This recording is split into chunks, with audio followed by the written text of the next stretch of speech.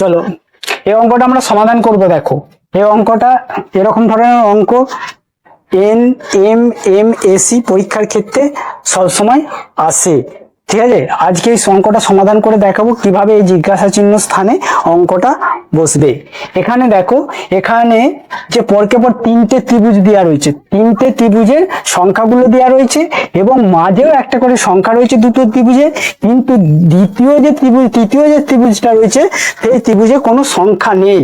তাহলে দেখো এখানে আমার পরকে পর তিনটে ত্রিভুজ আছে, সেই ত্রিভুজের দেখো এই সাইডে একটা সংখ্যা, এই সাইডে একটা সংখ্যা, এই সাইডে একটা সংখ্যা আর এখানে মাঝে একটা সংখ্যা, তিন সাইডে তিনটে সংখ্যা, মাঝে একটা সংখ্যা। এবং দেখো এখানে যে তৃতীয় নাম্বার ত্রিভুজটা দেওয়া রয়েছে সেই তৃতীয় নাম্বার ত্রিভুজে কোনো সংখ্যা নেই মাঝে, তাই জন্য সেখানে জিজ্ঞাসা চিহ্ন দেওয়া রয়েছে। এবং সেই জিজ্ঞাসা চিহ্ন স্থানে কি বসবে, এখানে চারটে অ্যান্সার দেওয়া রয়েছে, তার মধ্যে যেটা সঠিক হবে সেইটাই আমাকে ওখানে লিখতে হবে। কিন্তু সঠিকটাকে আমরা প্রমাণ করে দেখে তবেই তো সঠিক উত্তর সেটা লিখতে পারবো। তাহলে প্রমাণ করব কি করে? ঠিক আছে, সঠিক যে উত্তরটা হবে সেটাকে প্রমাণ করব আমি কি করে। দেখো এখানে অপশন এ তে দেওয়া রয়েছে 40, অপশন বি তে দেওয়া রয়েছে 20 এবং অপশন সি তে দেওয়া রয়েছে 30 এবং অপশন ডি তে দেওয়া রয়েছে 10। বুঝতে পেরেছো? তাহলে এবার আমি এই অঙ্কটা সমাধান করে দেব। এখানে 12 কিভাবে হচ্ছে, 21 কিভাবে হচ্ছে এবং জিজ্ঞাসা চিহ্ন স্থানে সংখ্যাটা কত হবে সেইটাই আমি দেখব। ঠিক আছে, তাহলে দেখো এখানে 25 আছে। 25 মানে কি? 25 মানে 5-এর বর্গমূল। 25 হচ্ছে কার বর্গমূল? 5-এর বর্গমূল। 5 হচ্ছে 25-এর বর্গমূল কত? 25-এর বর্গমূল হচ্ছে 5। ঠিক আছে, বুঝতে পারলে? 25-এর বর্গমূল হচ্ছে 5। 9-এর বর্গমূল কত? 9-এর বর্গমূল হচ্ছে 3 এবং 16-র বর্গমূল হচ্ছে 4। দেখো পরকে পর যদি এদের আমি যোগ করি, দেখো 3 আর 5-এ 8, 8 আর 4-এ 12, তাহলে এই সংখ্যাটা মিলে যাচ্ছে। এদের যদি যোগ করা হয় তাহলে 12, এই সংখ্যাটা মিলে গেল। বুঝতে পারলে?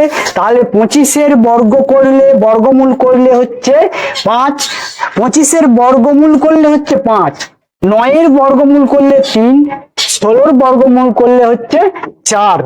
বুঝতে পারলে? দেখো 12 যে মাঝের সেই সংখ্যাটা মিলে গেছে। তারপরে দেখো আমি এইটা আবার করছি। দেখো 64-র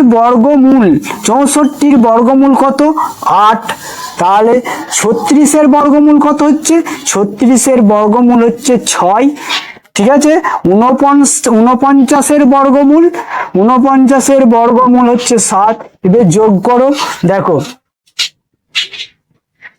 8 আর 6 14, 14 আর 7-এ 21, তার মানে দেখো এদের যদি যোগ করা হয় তাহলে 21। দেখো এই সংখ্যাটাও মিলে গেল। তারপরে দেখো এই ধারের যে সংখ্যাটা দেওয়া রয়েছে এই সংখ্যাটা আমি বার করব। ঠিক আছে, এবার বুঝতে পারলে? এবার দেখো হচ্ছে 121-এর বর্গমূল 11, 121-এর বর্গমূল 11। 81-র বর্গমূল কত হবে?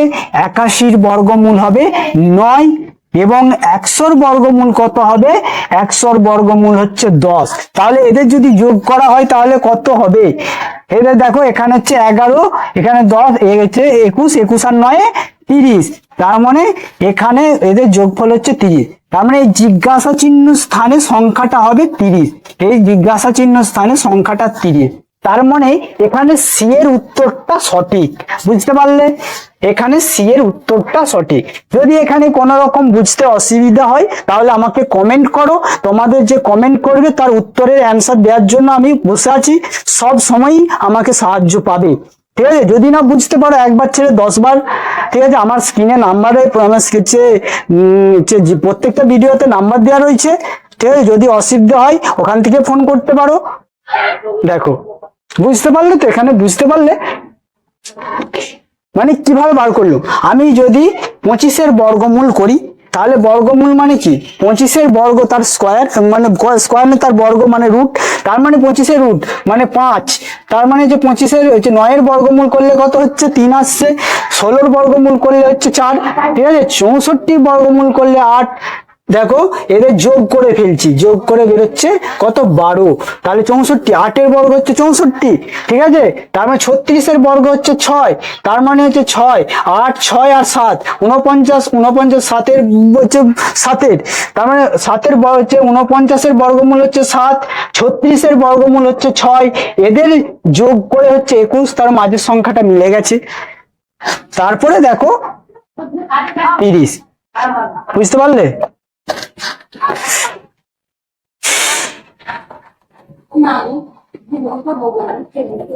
ঠিক আছে, এর পরবর্তী দেখো, এর পরের অঙ্কটা আমি করছি।